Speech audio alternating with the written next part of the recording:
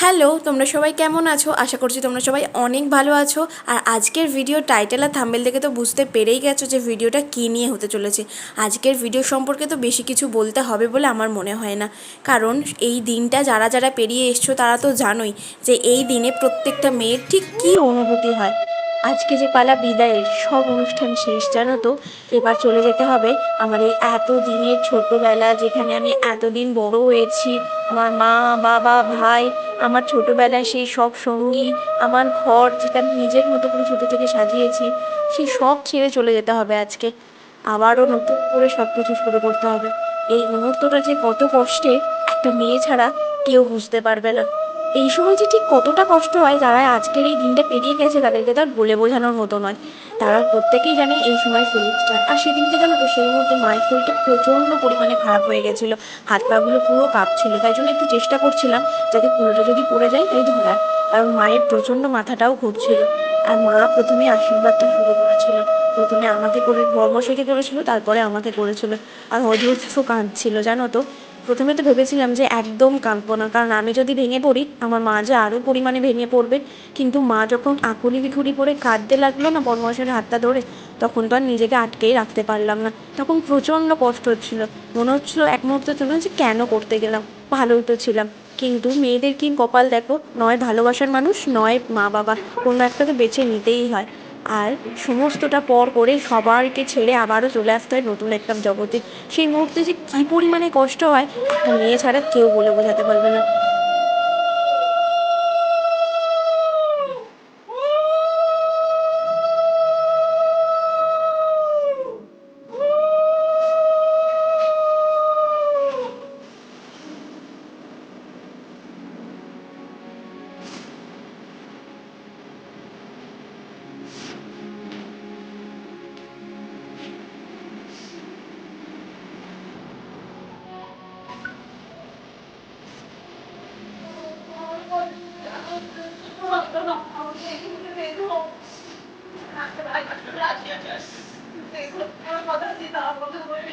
আমি ছাড়া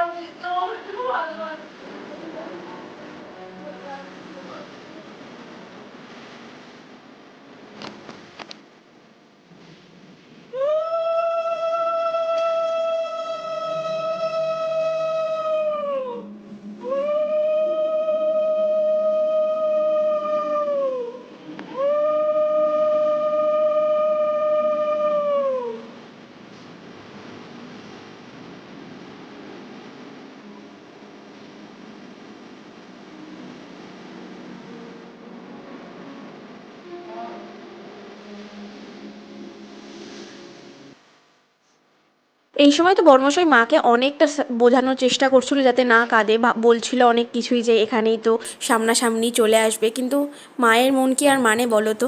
অনেক বোঝানোর পরেও কান্না তো মায়ের থামেনি, আরও প্রচণ্ড শরীরটা খারাপ হয়ে গেছিলো। তারপরে বাপি আশীর্বাদ করতে এসেছিলো। বাপি প্রথমে আমাদেরকে, মায়ের পরে বাপি আশীর্বাদ করে নিয়েছিল। প্রথমে ওকে করেছিল, তারপরে আমাকে করেছিল।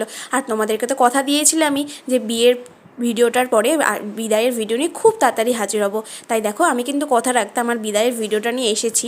তবে এই এখন যখন তোমাদের সাথে ভয়েস ওভার দিচ্ছি না, বিশ্বাস করো যেন ভীষণ পরিমাণে আরও কষ্ট হচ্ছে। এই মুহূর্তটা মানে মায়ের চোখের জল দেখলে কোনো সন্তানের চোখে জল না এসে থাকতে পারে বলো তো। আর এই সময় দেখলাম আমার ভাইটাও প্রচণ্ড কাঁদছিল, জানো তো।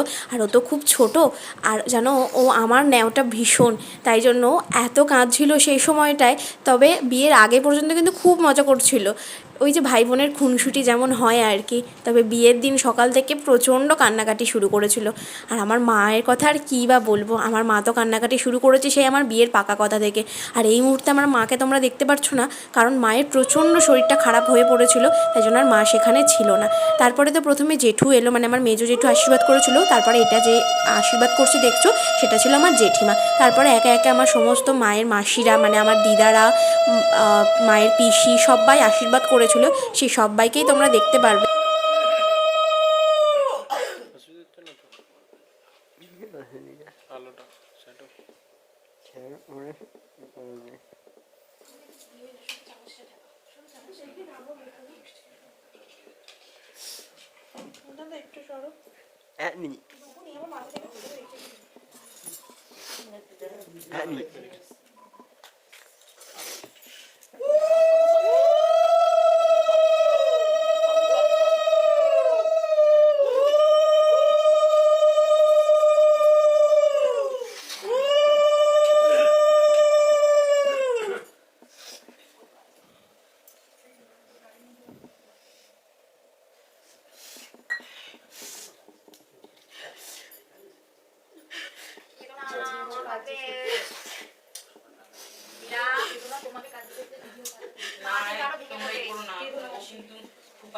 আরে এত কিছু বলে বিয়ে করলাম, তোমরা কাঁদলে হবে কি করে? হ্যাঁ, একটু হাসবে কোথায় দেখি। সঞ্জিতা বক্সটা দরকার ছিল এখন। আরে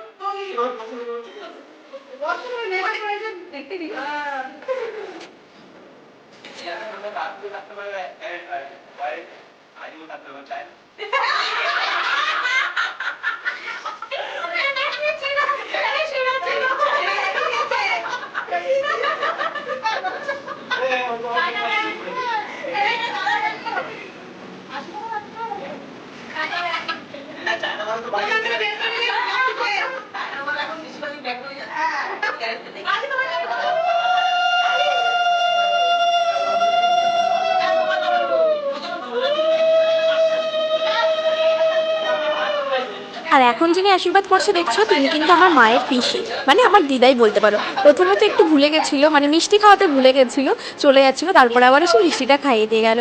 এই সময় যেন তো যে আমার মুখে এত হাসি দেখছো, সমস্তটাই কিন্তু আমার ভেতরে প্রচণ্ড কষ্টটাকে চেপে রেখে হাসতে হচ্ছে। কারণ আমি জানি আমি যতটা পরিমাণে ভেঙে পড়বো, তার সাথে সাথে আমার মাও ততটাই কাঁদবে, ততটাই ভেঙে পড়বে। তাই জন্য নিজেকে আর কিছু না হোক, মায়ের জন্য অন্তত ভীষণ শক্ত করে রাখতে হবে। অলরেডি মায়ের প্রচণ্ড এই সময় শরীর খারাপ হয়ে গেছিলো, তাই জন্য মাকে আর আসার সময় আমি সেই কষ্টটুকু দিয়ে আসিনি। সেটা কি বলো তো, ওই যে ঋণ শোধ করার যে বিষয়ে, সেটা কিন্তু আমি সেই রিচুয়ালটা আমি করিনি জানো। কারণ আমি মনে করি মা বাবার ঋণ, কারণ আমি মনে করি যে যে বাড়িটাতে ছোট্ট থেকে মানুষ হয়েছে, যাদের কাছে সমস্ত সুখ দুঃখ সবটা ভাগ করে নিচ্ছে যাদের সাথে, তাদেরকে কি ওই একটুখানি এক মুঠো চাল দিয়ে সেই সমস্ত ঋণ শোধ করা যায়? তোমরাই বলো তো। তাই আমি তো এই রিচুয়ালটা একদমই পালন করিনি, কারণ আমি মনে করি মা বাবার ঋণ জীবনে তো কখনো শোধ করাই যায় না। এখন যিনি আশীর্বাদ করছিল দেখলে, তিনি ছিলেন আমার মায়ের ছোটো মাসি। আমি ছোটো থেকে মাম্মাম বলেই অভ্যস্ত। তারপরে বাড়ির বাইরেটা যখন বেরোচ্ছিলাম না, প্রচণ্ড কষ্ট হচ্ছিলো জানো। তারপরে তো আমাদের ওখানে যে মন্দিরটা ছিল, ওখানে আমাদেরকে নমস্কার করার জন্য নিয়ে গেছিলো। আর সেখানে গিয়ে প্রণাম সেরে বাড়ির সামনে যখন গাড়িতে উঠবো না, সেই মুহূর্তটাতে এতটা পরিমাণে কষ্ট হচ্ছিলো যে কি বলবো। মা তো বাইরে আসতেই পারেনি, কারণ প্রচণ্ড কান্নাকাটি করে শরীরটা খারাপ হয়ে পড়েছিল। তাই ভাইকে বুঝিয়ে মায়ের দায়িত্ব দিয়ে বাড়িতে আসার পালা, মানে বাড়ি ছেড়ে আসার পালা।